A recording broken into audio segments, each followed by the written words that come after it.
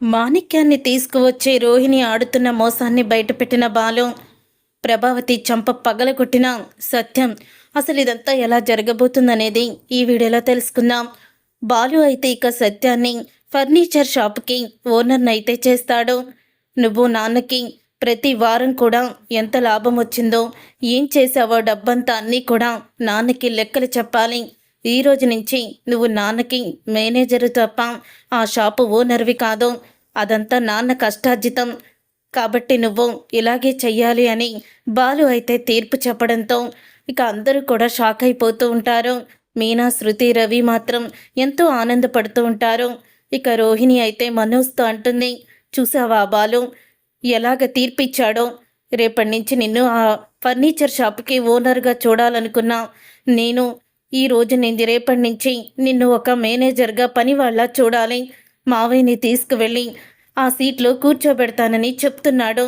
చెప్పాడు కదా, చేసే చూపిస్తాడు. ఆ మీనా నన్ను చూసి నవ్వే నవ్వుని నేను అసలు భరించలేకపోతున్నాను. నాకన్నా కూడా అసలు నీకే ఎక్కువగా బాధగా ఉండాలి. నీలో ఏమాత్రం బాధ లేదో. మీ అమ్మ చెప్పినట్టు తలాడడం తప్ప నీకేం తెలుసు అని రోహిణి తిట్టుకుని బయటికి వెళ్ళిపోతుంది. అలా వెళ్ళిపోయిన తర్వాత ఇక రోహిణి బయట నుంచొని ఆలోచిస్తూ ఉంటుంది. అలా ఆలోచిస్తూ ఉన్న రోహిణిని ముందు మీనా అయితే చూస్తుంది. ఇదేంటి రోహిణి, వీళ్ళిద్దరి మధ్య ఇంకా గొడవ చల్లారలేదా? ఇలా బయటికి వచ్చి నుంచుందేంటి అని అనుకుంటూ ఉంటుంది మీనా. అప్పుడే మీనా రోహిణి దగ్గరికి వెళ్ళాలని వెళ్ళబోతూ ఉండగా ఇంతలో ప్రభావతి అయితే రోహిణి దగ్గరికి వస్తుంది. ఏంటి ఇక్కడి నుంచున్నావు? మీ ఇద్దరిని నేను ఇంకా క్షమించాను కదా అని అడుగుతుంది ప్రభావతి. అది అత్తయ్య అని అనగానే, నాకు అర్థమైందిలే, మళ్ళీ మీ ఇద్దరి మధ్య గొడవ అయింది, అందుకని నువ్వు వచ్చి ఇక్కడ బయట నించున్నావు. నాకు మొత్తం తెలిసింది, కానీ నీతో మాట్లాడాలి, లోపలికి పద అని గదిలోకి అయితే తీసుకువెళ్తుంది. వాళ్ళ గదిలోకి ఇక రోహిణి మనోజ్ని నిలబెట్టి అంటూ ఉంటుంది, ఈరోజు బాలుగాడి ఇచ్చిన తీర్పు నాకు నచ్చలేదు. ఎందుకంటే ఆ ఫర్నిచర్ షాపు వీడు ఓనర్గా ఉండాలి. వీడు మాత్రమే ఫర్నిచర్ షాప్ని పైకి స్థాయికి తీసుకొచ్చి చూపించాలి. ఇప్పుడు గనక నేనేదైనా మాట్లాడితే ఆ బాలుగాడు నన్ను ఏదోటి అంటాడని నేను నోరు మూసుకొని ఉన్నాను. ఆ డబ్బులన్నీ తీసుకువచ్చి వాళ్ళ ముఖాన్ని కొట్టాలి. అప్పుడే ఈ సూటి పొట్టి మాటలు, అవమానాలు తగ్గుతాయి. లేకపోతే నోటికొచ్చినట్లు ఆ బాలుగాడు మాట్లాడుతూనే ఉంటాడు. ఇప్పటి వరకు లక్షలు మింగినోడా అని అన్న వాడు మళ్ళీ ఇప్పుడు లక్షలు మింగినదానా, మళ్ళీ లక్షలు మింగినోడా అంటూ నోటికొచ్చినట్లు మాట్లాడతాడు. అది చూసి నేను తట్టుకోలేను. అందుకని నువ్వు ఒక పని చెయ్యాలి రోహిణి, మొత్తం డబ్బులన్నీ కూడా నువ్వే తీసుకురావాలి అని ప్రభావతి అంటుంది రోహిణితో. ఆ మాట విన్న రోహిణి షాక్ అయిపోతూ, అదేంటత్తయ్య అలా మాట్లాడుతున్నారు? మా నాన్న జైల్లో ఉంటే నేను 45 లక్షలు ఎక్కడి నుంచి తీసుకురాను అని రోహిణి అడుగుతుంది. మాతో అబద్ధం చెప్పినప్పుడు ఎక్కడి నుంచి తీసుకురావాలో నీకు అర్థం కాలేదా? ఒకవేళ నిజం బయట పెడితే ఏం చెయ్యాలో అని అప్పుడు ఆలోచించుకోలేదా అని ప్రభావతి అడగడంతో ఆ మాట విని ఒక్కసారి షాక్ అయిపోతూ ఉంటుంది.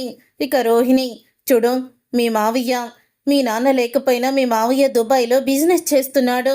ఆయనకి 45 లక్షలు అసలు ఎంతో కాదో ఇట్టి ఇచ్చేస్తాడో. మీ మావయ్యని ఫోన్ చేసి డబ్బులు అడుగు. వీలైనంత తొందరగా ఆ డబ్బులు తీసుకువచ్చి వీళ్ళందరి ముఖాన కొట్టాలి. అప్పుడే నాకు మనశ్శాంతి, ప్రశాంతి. లేకపోతే కోడల్ని కొడుకుని నెత్తిన పెట్టుకున్నావు, బాగా నీకు బుద్ధి చెప్పారా అని ఆ మీనా చూసే చూపుకి నేను అస్సలు కూడా సమాధానం చెప్పలేకపోతున్నాను అని ప్రభావతి రోహిణితో అంటుంది. అది కాదత్తయ్య, ఇప్పటికిప్పుడు అని చెప్తూ ఉంటుంది రోహిణి. నువ్వేం చేస్తావో నాకు తెలీదు. వారం రోజుల్లో 45 లక్షలు నా ఎదురుగా ఉండాలి అని చెప్తుంది. ఇక ఆ మాట విని ఒక్కసారి మనోజ్ కూడా ఇలా అంటాడు రోహిణితో. అవును రోహిణి, ఈ సమస్య నుంచి మనం బయటపడాలంటే ఇప్పుడు నువ్వే డబ్బులు తీసుకురావాలి. ఆ డబ్బులు ఎలాగైనా నువ్వే తీసుకురావాలి. మనం ఇల్లు కొని మోసపోయాము, ఇప్పుడు ఇలా కూడా మోసపోకూడదు. నువ్వు కోటీశ్వరరాలివి, ఇలా 10 లక్షలకి 20 లక్షలకి అందరి ముందు అవమానపడకూడదు అని చెప్తాడు మనోజ్. 45 లక్షలు తీసుకురాకపోయినా కనీసం నువ్వు 30 లక్షలు తీసుకురా. ఆ రవి, బాలు మొక్కన్న వాళ్ళ వాటాని వాళ్ళకి ఇచ్చేద్దాము. మన వాటాకి ఎలాగో 15 లక్షలు వస్తాయి కాబట్టి అవి ఇవ్వపోయినా పర్వాలేదు, ఆ 15-30 లక్షలు మాత్రం తీసుకురా అని మనోజ్ అంటాడు. అప్పుడే ఆ మాట విని ఇక అంటుంది, అవును వీడు చెప్పింది కూడా కరెక్టే, నువ్వు ఆ డబ్బులు తీసుకురా అని అనగానే రోహిణి అమ్మో తిరిగి తిరిగి వచ్చి మళ్ళీ నాకే ఉరిగా చుట్టుకుంది ఇదంతా, ఇప్పుడేం చెయ్యాలి అని ఆలోచిస్తూ టెన్షన్ పడుతూ ఉంటుంది రోహిణి. ఇదంతా విన్న మీనా అయితే షాక్ అయిపోతూ, ఇదేంటి మావయ్యని యజమానుగా కూర్చోబెడతాము అంటే అత్తయ్య ఎందుకు ఇలాగా బాధపడుతున్నారు, అంటే మావయ్య కూర్చోవడం కూడా అత్తయ్యకి ఇష్టం లేదా, ఇంత జరిగినా కూడా ఇంకా కొడుకుని కోడల్ని సమర్థిస్తున్నారు అత్తయ్య అని బాధపడుతుంది మీనా. తర్వాత బాలు దగ్గరికి వెళ్ళి ఇక జరిగిందంతా కూడా చెప్తుంది. వాళ్ళని సమర్థించడం మాత్రం తగ్గలేదు, అసలు బుద్ధి లేదు అని తిట్టుకుంటాడు బాలు. అవునండి, మామయ్య గారిని అక్కడ ఓనర్ స్థానంలో కూర్చోబెడతాము అని అనగానే నాకు చాలా ఆనందం అనిపించింది. ఎక్కడికో స్కూల్ దగ్గరికి వెళ్ళి మావయ్య అక్కడ పనిచేసే కన్నా ఇక్కడ సొంత షాపులో ఓనర్గా కూర్చోవడమే కదా దర్జాగా ఉంటుంది, మరి అత్తయ్య ఎందుకు అలా ఆలోచించలేదు అని అంటుంది మీనా. ఆమె ఆలోచించదు, కేవలం తన కొడుకు కోడలు సంతోషంగా ఉండాలని చూస్తుంది తప్ప ఎదుటి వాళ్ళు ఏమైపోయినా పర్వాలేదు అని అనుకుంటుంది మా అమ్మ. మా నాన్న గురించి అంతలా పట్టించుకుంటే ఇలా ఉండేది కాదు అని చెప్పడంతో అప్పుడే ఇక మీనా అయితే మరి ఏం చేద్దామండి, ఇప్పుడు ఆ డబ్బులన్నీ తీసుకువచ్చి వాళ్ళ మొఖాల విసిరి కొట్టాలి అని అత్తయ్య అలా మాట్లాడుతూ ఉంటే చాలా బాధ కలిగింది నాకు అని మీనా చెప్తుంది. విసిరి కొడుతుంది, చూద్దాం ఎలాగ పార్లలమ్మ ఆ డబ్బు తీసుకొచ్చి మన మొఖాల విసిరి కొడుతుందో అది చూద్దాం అని అంటాడు బాలు. రేపు మాత్రం నాన్ని తీసుకువెళ్ళి అక్కడ సీట్లో కూర్చోబెట్టడం మాత్రం ఖాయం అని చెప్తాడు బాలు. ఇక ఉదయం అవ్వగానే నాన్న రెడీ అయ్యావా అంటూ కంగారు పెట్టేస్తాడు బాలు. అప్పుడు ఇక కంగారు పెడుతూ ఉంటే అబ్బబ్బా ఏంట్రా నీ కంగారు, రెడీ అవుతున్నాను అని అంటాడు సత్యం. ఇంకెంతసేపు నాన్న, ఏదో ఆడవాళ్ళు గంటలు గంటలు ముస్తాబైనట్టు రెడీ అవుతున్నావు, ఎంత ఫర్నిచర్ షాపు ఓనర్ అయితే మాత్రం ఇంతలా రెడీ అవ్వాలా అని అంటాడు బాలు. అప్పుడు ఇక రోహిణి మనోజ్ కిందకైతే వస్తారు. వచ్చిన తర్వాత ఏరా ఇంకోసారి లక్షలు మింగినోడా అని అంటూ పిలుస్తాడు. బాలు మర్యాదగా మాట్లాడు, జరిగిందేదో జరిగిపోయింది, నువ్వు ఇంకా సరే అలా పిలవద్దు, నీ డబ్బులు నీకు తీసుకొచ్చి ఇచ్చేస్తాను నేను అని రోహిణి అంటుంది. నువ్వు ఆ డబ్బులన్నీ తీసుకువచ్చి మా ముందు పెట్టే వరకు నేను అలాగే పిలుస్తాను. ఇంకా నయ్యం, నిన్ను లక్షలు మింగేసిన పార్లలమ్మ అని పిలవడం లేదు, సంతోషించు, మీ అత్తగారు క్షమించింది కదా అని చేసిన తప్పు ఒప్పైపోదు కదా, మీరు దొంగ నాటకాలు ఆడి కాళ్ళ మీద పడినంత మాత్రాన చేసిన తప్పు చేసిన మోసం ఎక్కడికి పోతుంది, ఈవిడంటే మిమ్మల్ని క్షమించేస్తుంది కాళ్ళ మీద పడితే.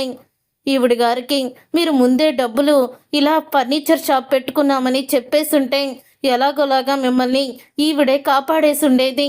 పాపం ఈమెకి కూడా చెప్పకుండా మీరు నిర్ణయం తీసుకొని మీరంతా కూడా ఈ లక్షలు మింగేశారని ఈవిడ కోపం వచ్చింది అంతే అంటాడు బాలు. అప్పుడే సత్యం కరెక్ట్గా చెప్పావురా అని సత్యం అనగానే ఏంటండి మీరు అని అంటూ ఉంటే అది కరెక్టే కదా, నీకు ఆ కొడుకు మీద ఉన్న ప్రేమ మిగతా కొడుకుల మీద ఉండదు, వీళ్ళు ఎలా పోయినా నీకు పర్వాలేదు, వాళ్ళు మాత్రం సంతోషంగా ఉండాలని కోరుకునేదానివి, బాలు కరెక్ట్గానే చెప్పాడు నీ గురించి అని సత్యం అంటాడు.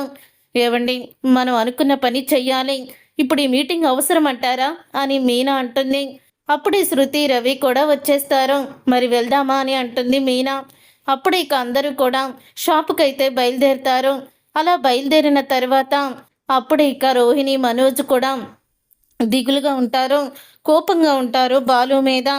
అప్పుడు ఇక ఫర్నిచర్ షాపు ఓపెన్ చేసి లోపలికి వెళ్ళిన తర్వాత అక్కడ పనిచేసే ఎంప్లాయీస్ కూడా వస్తారు. అప్పుడే బాలు వాళ్ళతో ఈ రోజు నుంచి ఇదిగో ఈయనే మీకు ఓనరు, మీకు ఏ డౌట్ వచ్చినా సరే ఈయన్ని అడగండి, ఇప్పటి నుంచి మనోజు మీ మేనేజరు, ఈ షాప్కి మేనేజర్ మాత్రమే ఓనర్ కాదు అని అనడంతో అదేంటి సార్ మీరు ఓనర్ పోస్ట్లో నుంచి మేనేజర్ పోస్ట్లోకి ఎప్పుడొచ్చారు అని అడుగుతారు వాళ్ళు. అది ఏమైందంటే అని బాలు చెప్పబోతుంటే మీరు ఆగండి, ఎంప్లాయీస్ ముందు ఏంటి నిజం చెప్తారా ఏంటి అని మీనా అంటుంది. అది కాదులే మీనా, ఆయన మా నాన్నగారే, మా నాన్నే అసలు ఓనరు, మొన్నటి వరకు మా నాన్న వేరే పని మీద ఉంటూ ఇక్కడికి రావడం కుదరలేదు, ఇప్పుడు మా నాన్న వచ్చి షాప్ చూసుకుంటారు అని చెప్పడంతో పోనీలేండి, ఇప్పటికైనా ఒక మంచి వ్యక్తి ఆ సీట్లో కూర్చున్నారు అని ఎంప్లాయీస్లో ఒక అతను అయితే అంటాడు. అంటే నేను మంచివాణ్ణి కాదా అని మనోజ్ అనడంతో, ఆహా, నా ఉద్దేశం అది కాదు సార్ అని ఏదో చెప్పబోతూ ఉంటాడు. సరే, మీ పనులు మీరు చూసుకోండి. అవును, ఇంకా రాలేదేంటి అని అంటాడు బాలు. మరి తొందరగా రమ్మని మీరు చెప్పలేదా అని మీనా అనడంతో, ఎవరి గురించి మీరిద్దరు మాట్లాడుకుంటున్నారని శృతి అడుగుతుంది. అదే పంతులు గారిని, నాన్న ఈ సీట్లో కూర్చోడానికి ముహూర్తం ఖరారు చేశారు, పంతులు గారు వస్తా అన్నారు, రాలేదేంటా అని ఎదురు చూస్తున్నాను అని బాలు అంటాడు. అప్పుడే పంతులు గారు వస్తారు. లేదు బాలు, కొంచెం ఆలస్యమైంది, ఏమీ అనుకోకు, ఈ దండలు మెళ్ళో వేసుకోండి భార్యాభర్తలు ఇద్దరు అని ప్రభావతికి సత్యానికి ఇచ్చి ఒకరికొకరు దండలు మార్చుకోమని చెప్తారు. పెళ్ళ ఈ దండలు మార్చుకోవడం ఏంటి అని ప్రభావతి అడుగుతుంది. ఇదంతా కూడా శాస్త్రం, చెప్పినట్టు చెయ్యండి అని బాలు అంటాడు. తర్వాత మంత్రాలు చదువుతూ ఉంటే ఇక సత్యం అయితే కుర్చీలో కూర్చుంటాడు. అప్పుడు అది చూసి మనోజ్ అయితే ఇక ముఖాన్ని మార్చుకొని ఉంటాడు. ఇదేంట్రా, నాన్న అంత హోదాలో కూర్చుని ఉంటే ఆనందపడాలి, కానీ నువ్వేంట్రా నాన్న సొమ్ముతో ఫర్నిచర్ షాప్ పెట్టుకొని ఓనర్ లాగా బిల్డప్ ఇచ్చినప్పుడు నీకు ఇదంతా కూడా అనిపించలేదేంట్రా సిగ్గుమాలనోడా అంటూ తిట్టుకుంటూ ఉంటాడు. బాలు అయితే, బాలు ఇంకా వదిలేసాయి అని అనగానే, సరే నాన్న వదిలేస్తానులే అని చెప్తూ ఉంటాడు. బాలు అయితే, ఎలాగో పాపం పార్లమ్మ డబ్బులన్నీ తీసుకొచ్చి ఇచ్చేస్తానని చెప్పింది కదా, ఎప్పుడు ఇస్తుందో ఏంటో ఆ డబ్బులతో నాకు చాలా పనుంది అని బాలు అయితే చెప్తాడు. తర్వాత ఇక రోహిణి అయితే ఆలోచనలో పడుతుంది. ఇప్పుడు మా మావయ్యని తీసుకువచ్చి 30 లక్షలు ఎలా ఇప్పించాలి, 30 లక్షలంటే మాట్లా, నా దగ్గర ఇప్పుడు 1,00,000 రూపాయలు కూడా లేవు, ఏం చెయ్యాలి నేను అని ఆలోచిస్తుంది. ఇలా ఎన్ని రోజులని నాటకం ఆడుతూ వస్తాను, ఇక నేను ఈ నాటకానికి స్వస్తి పలికేస్తాను, మా నాన్నని చంపేస్తాను అని అనుకుంటూ అప్పుడే ఇక రోహిణి అయితే విద్యాన్ని తీసుకొని మాణిక్యం దగ్గరికి అయితే వెళ్తుంది. ఎందుకు వచ్చారు మళ్ళీ అని అడుగుతూ ఉంటాడు మాణిక్యం. అప్పుడే ఇక మాణిక్యం అలా అడగడంతో, ఏం లేదు, ఈ ఒక్కసారికి వచ్చి నేను చెప్పినట్టు చెప్పు అని అంటుంది రోహిణి. లేదు, ఇక నువ్వు చెప్పినట్టు నేను వినదలుచుకోలేదు, అస్సలు కూడా వినను అని అంటాడు మాణిక్యం. అది కాదు మాణిక్యం, నా జీవితం ఇప్పుడు నీ చేతుల్లోనే ఉంది, ఇంకెప్పుడు కూడా నిన్ను ఇలా అబద్ధాలు చెప్పి నాటకాలు ఆడమన్నావు, ఈ ఒక్కసారికి నువ్వు ఒక్క అబద్ధం చెప్తే చాలు, ఇక జీవితంలో నువ్వు మా ఇంటికి రావాల్సిన అవసరం లేదు, నిన్ను నేను కలవను అని చెప్తుంది రోహిణి. ఇక రోహిణి అలా రిక్వెస్ట్ చేసి అడగడంతో కాదనలేకపోతాడు. అప్పుడే ఇక మాణిక్యం తర్వాత మాణిక్యానికి ఏం చెప్పాలో మొత్తం కూడా చెప్తుంది. మాణిక్యంతో చెప్పేసి తనైతే ఇక వెళ్ళిపోతుంది ఇంటికి. అలా వెళ్ళిపోయిన ఒక గంటకైతే మాణిక్యం వస్తాడు. ఇక మాణిక్యం వచ్చి అమ్మ రోహిణి అంటూ ఇక పెద్దగా అరిచి ఏడుస్తాడు. అది విని ఒక్కసారి అందరూ షాక్ అయిపోతూ ఉంటే, అయ్యో మరిది గారు ఏమైంది, ఎందుకలా మీరు ఏడుస్తున్నారు, అయ్యో మేక మామ, అదే మలేషియా మామ, ఏంటి పాపం మీరు అలాగ మేకలాగా మే అంటూ ఏడుస్తున్నారు అని బాలు అంటాడు. అమ్మ రోహిణి, అన్యాయం జరిగిపోయిందమ్మా అని ఏడుస్తూ ఉంటాడు మాణిక్యం. ఏంటి మావయ్య, ఏం జరిగింది అని అనడంతో, మీ నాన్నని ఆ వెధవలు యాక్సిడెంట్ చేసి చంపేశారమ్మా, బెయిల్ మీద మీ నాన్న బయటికి వచ్చాడు, ఆస్తి మొత్తం నీ పేరు మీదే రాద్దామని లాయర్తో మాట్లాడాడు కూడా, లాయర్ దగ్గరికి నీ ఇంటికి ఆస్తికి సంబంధించిన డాక్యుమెంట్స్ నీ పేరు మీద మొత్తం కూడా ట్రాన్స్ఫర్ చేద్దామని వెళ్ళబోతూ ఉండగా అప్పుడే మీ నాన్నని యాక్సిడెంట్ చేసి చంపేసి మీ నాన్న దగ్గర ఉన్న ఆస్తి పత్రాలన్నీ కూడా వాళ్ళు తీసుకువెళ్ళిపోయారు అని అనడంతో ఒకేసారి రోహిణి నాన్న అంటూ షాక్ అయిపోయి కింద పడిపోతుంది. ఇక నాన్న అని కింద పడిపోవడంతో అది విని ఒకేసారి ఇతను మా ప్రభావతి కూడా, అదేంటి అలా మాట్లాడుతున్నారు, నిజంగానే రోహిణి వాళ్ళ నాన్న చనిపోయాడా అని అనడంతో, అవును, ఆఖరి నిమిషంలో కూతురికి బాధ్యత అప్పచెప్పి ఇక తను సెలవు తీసుకుందామని అనుకుని నిజంగానే సెలవు తీసుకొని దేవుడి దగ్గరికి వెళ్ళిపోయాడు. ఈ విషయం మీతో ఇలా చెప్పాల్సి వస్తుందని అనుకోలేదు. రోహిణి నాకు ఫోన్ చేసింది, నాకు 30 లక్షలు కావాలి మావయ్య, ఎలాగైనా 2 రోజుల్లో తీసుకురా అని చెప్పింది. 30 లక్షలు ఏంటమ్మా, కొన్ని కోట్ల ఆస్తి నీ సొంతం అవుతుంది, మీ నాన్న వస్తున్నాడు, బెయిల్ మీద విడుదలయ్యాడు అని కూడా నేను చెప్పాను. కానీ ఇంతలోనే ఇలా జరుగుతుందని అనుకోలేదు అని అంటాడు మాణిక్యం. అప్పుడే బాలు, మరి వాళ్ళ నాన్న జైలు నుంచి విడుదలైన సంగతి పార్వలమ్మ ఇంట్లో ఎవ్వరికీ చెప్పలేదేంటి? వాళ్ళ నాన్న ఆస్తి రాస్తాడన్న సంగతి కూడా ఇంట్లో చెప్పలేదు అని బాలు అనంగా, నేనేం చెప్పినా మీరు నమ్మరు కదా, నీ నాటకమనే అనుకుంటారు. అందుకే మా నాన్నే వచ్చి మీ ఎదురుగా ఆస్తి మొత్తం రాస్తే అప్పుడు మీకు అర్థమవుతుందని అనుకొని చెప్పలేదు. కానీ ఇంతలోనే ఆ భగవంతుడు ఇలాగ మా నాన్నని నాకు దూరం చేస్తాడని నేను ఊహించలేదు అని అంటుంది రోహిణి. అత్తయ్య, ఎంత ఘోరం జరిగిపోయిందంటూ ప్రభావతిని పట్టుకొని ఏడుస్తుంది. అప్పుడే మాణిక్యం చూపులు దొంగ చూపుల్లాగా కనపడతాయి బాలుకి. మీనా, ఇతన్ని చూస్తుంటే అసలు నిజమైన ఏడుపులా ఉందా అని అడుగుతాడు బాలు. నాకు అదే అర్థం కావడం లేదండి అని చెప్తుంది మీనా. ఇక అంతటితో ఆ సీన్ అయితే అయిపోతుంది. అలా అయిపోయిన తర్వాత బాలు మీనాకి అనుమానం అయితే అస్సలు కూడా పోదు.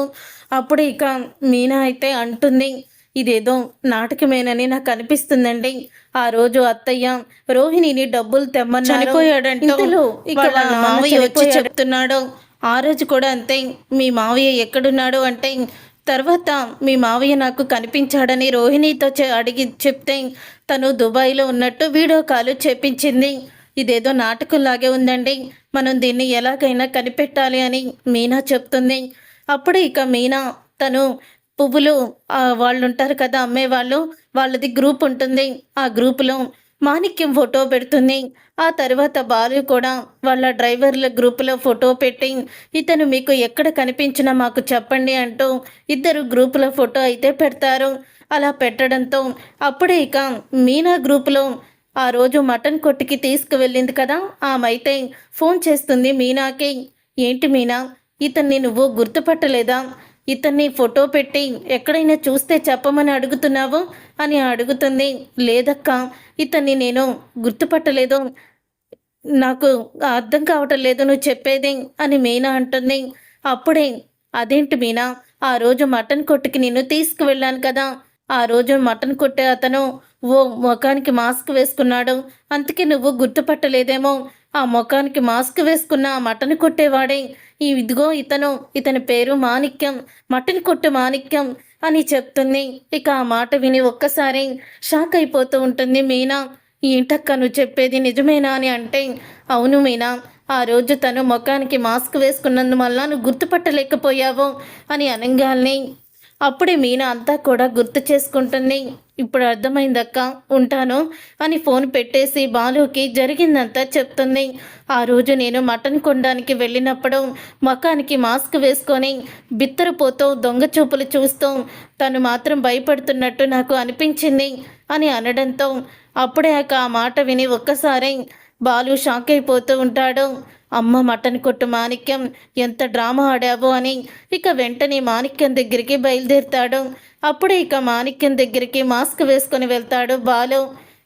చెప్పు బాబు, ఏం కావాలి మీకు అని అనగానే, నాకు మటన్ వద్దు, మీరు నేను చెప్పినట్టు ఒక చోటకి వచ్చి నటించాలి అని చెప్తాడు బాలు. నటించాలా? ఏంటి బాబు నటించడం అంటే? నేను అబద్ధాలు చెప్పాలా అంటే? మలేషియా నుంచి వచ్చినట్టు కానీ సింగపూర్ నుంచి వచ్చినట్టు కానీ అబద్ధాలు చెప్పమంటే నేను చెప్పను, నేను అబద్ధాలు ఆడను అని మాణిక్యం అనేసరికి, మరి ఇప్పటి వరకు మలేషియా మావయ్యగా ఎందుకు నాటకం ఆడావు, ఎందుకు అబద్ధం చెప్పావు అని అంటాడు బాలు. అసలు ఎవరు నువ్వు, ఈ విషయాలన్నీ నీకెలా తెలుసు అని మాణిక్యం అనడంతో అప్పుడే మాస్క్ తీస్తాడు బాలు. మాస్క్ తీసిన బాలుని చూసి ఒక్కసారి షాక్ అయిపోతూ ఉంటాడు. మాణిక్యం అయితే ఇక షాక్ అయిపోతూ అంటూ ఉంటాడు, బాలు నువ్వా అని అనగానే, నేనే, ఎందుకు నాటకం ఆడావో అని చెప్పగానే రోహిణి నాటకం ఆడమందని నిజాన్ని బయట పెడతాడు. అలా నిజాన్ని బయట పెట్టిన తర్వాత అప్పుడు ఇంకా మాణిక్యాన్ని తీసుకొని బాలు ఇంటికైతే వెళ్తాడు. ఇక ఇంటికి వెళ్ళిన తర్వాత బాలు మాణిక్యాన్ని తీసుకురావడం చూసి రోహిణి షాక్ అయిపోతూ, బాలు ఏంటిది, మా మావయ్యని కాలర్ పట్టుకొని తీసుకొచ్చావేంటి అని అడుగుతుంది. అప్పుడే మీనా చంప పగలు కొడుతుంది. ఛీ, నువ్వింత మోసదాగత్తవని అనుకోలేదు అత్తయ్య. రోహిణి వాళ్ళ మావయ్య కాదు ఇతను, మటన్ కొట్టే మాణిక్యం ఇతని పేరు. రోహిణికి వాళ్ళ మావయ్య కింద నాటకం ఆడిచ్చింది. మీరు రోహిణిని డబ్బులు తీసుకురమ్మని అడగడంతో వాళ్ళ నాన్న చనిపోయాడని డ్రామా ఆడింది అని నిజాన్ని బయట పెడుతుంది మీనా. చూసారుగా ఫ్రెండ్స్, మరి రోహిణి గురించి నిజం తెలుసుకున్న ప్రభావతి ఏం చేయబోతుంది, అసలు ఏం జరగబోతుంది అనేది రాబోయే కథలో తెలుసుకుందాం. ఈ వీడియో మీకు నచ్చితే తప్పకుండా లైక్ చేయండి.